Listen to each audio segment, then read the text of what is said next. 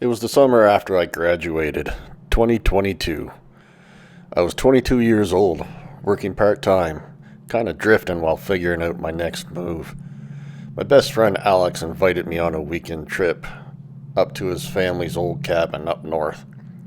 Said it would be our last getaway before everyone started new jobs, moved away,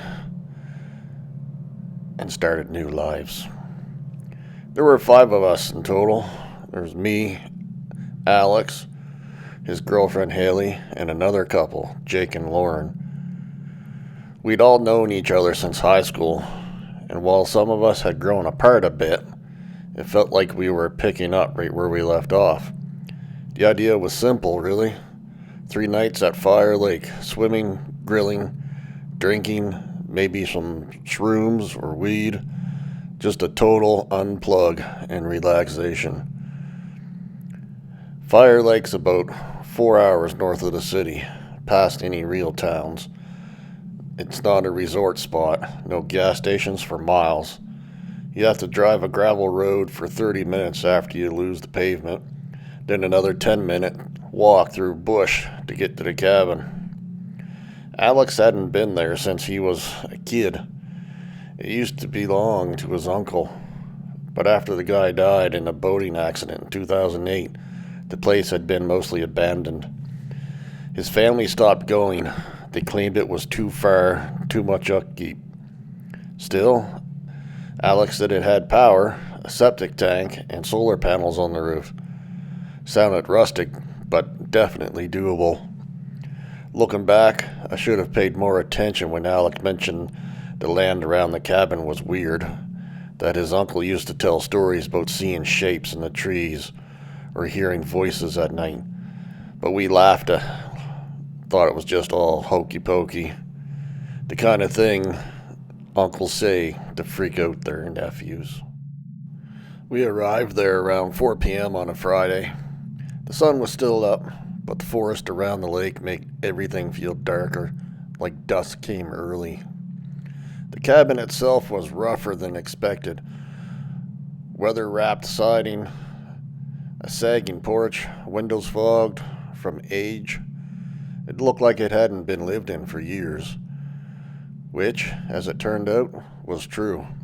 But it still had a generator, and a few solar panels were working, just enough to keep the fridge cold and the lights on, barely.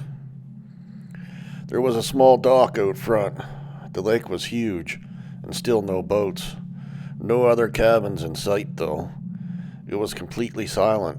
No birds, no insects, just water and trees. Inside the place was dusty, but stocked. Canned food, blankets, and an old wood stove. No cell service, obviously, but we had board games, weed, alcohol, all the essentials, really.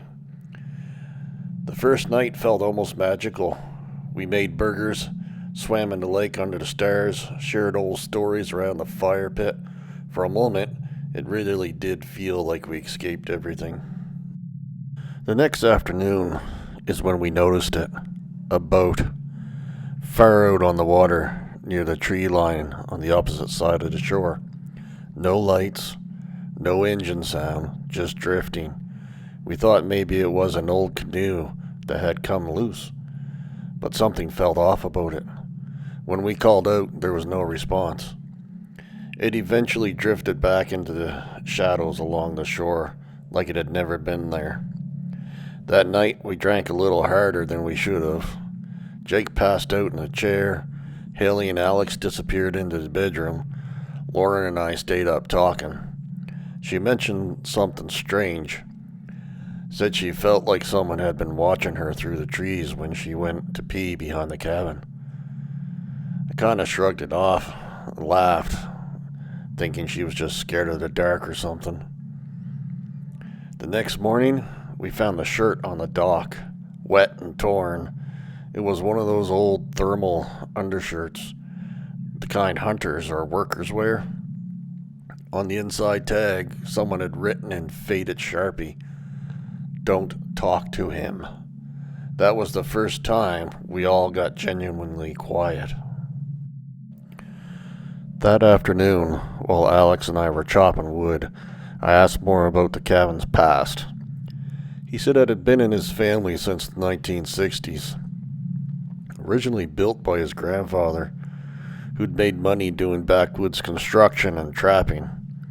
There were stories, however, the kind families don't put in photo albums. In the 80s, a nearby plot of land was bought by an eccentric guy named Clarence Bell. No one really knew where he came from. He lived alone. Locals call him the Lake Hermit. Rumors were he was ex-military, dishonorably discharged. Others said he had PTSD and just wanted to be left alone. In 1993, a girl went missing near Fire Lake. Her name was Shannon Myers, last seen hiking with friends. A search party was organized, dogs, helicopters, the whole works, but nothing.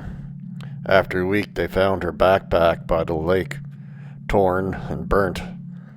They questioned Clarence, but with no evidence, nothing ever stuck. After that, he moved deeper into the woods, and no one saw much of him again. Alex said his uncle always believed Clarence lived in the forest, in holes, caves, maybe even underground. He claimed that late at night, he'd sometimes see a small flickering light deep in the trees, like someone holding a lantern, just sitting and watching. That night, the boat came back, closer this time. We stood on the dock squinting.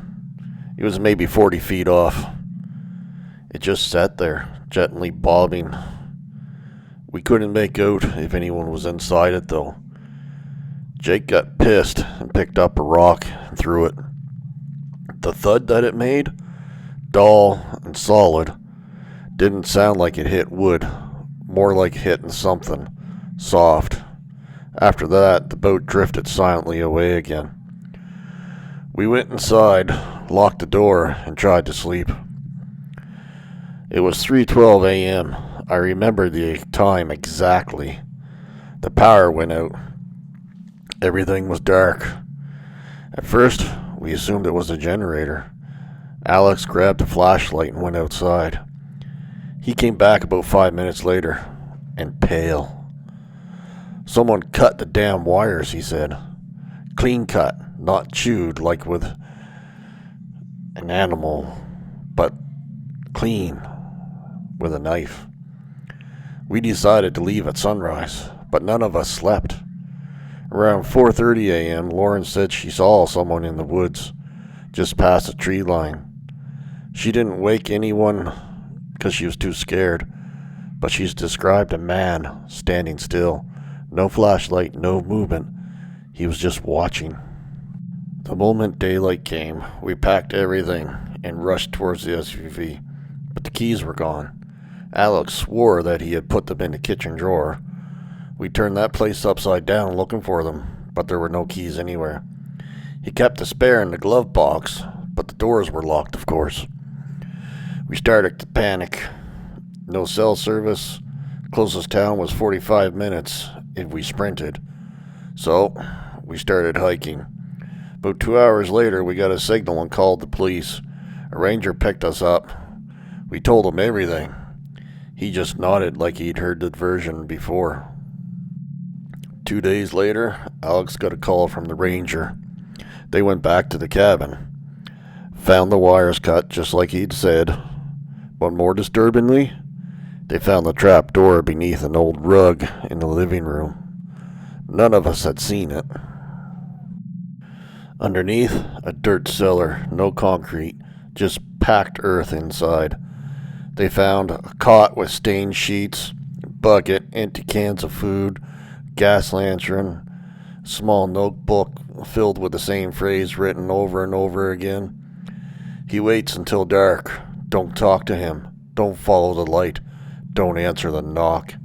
Even worse, they found footprints, fresh ones, leading from the trapdoor back to the house and out into the woods. To this day, we still don't know who was in that boat or how long they'd been watching us. The notebook? DNA inconclusive, no fingerprints. No one matching Clarence Bell's description has been seen in decades. Alex's family had actually signed the cabin over to the county in 2012. He technically had no right to be there. To this day, I can't sleep without locking every door twice. I don't go near lakes, and sometimes when it's quiet, that real too quiet, I swear I hear water gently lapping on the wood, and somewhere out there, a boat just drifting. Thanks for watching, and thanks for your continued support. It's the same channel, same real horror stories, just a new name. If you have a story to share, email it to us at minecodean@gmail.com. Be sure to like and subscribe, leave a comment. It really helps our channel grow, and it's completely free.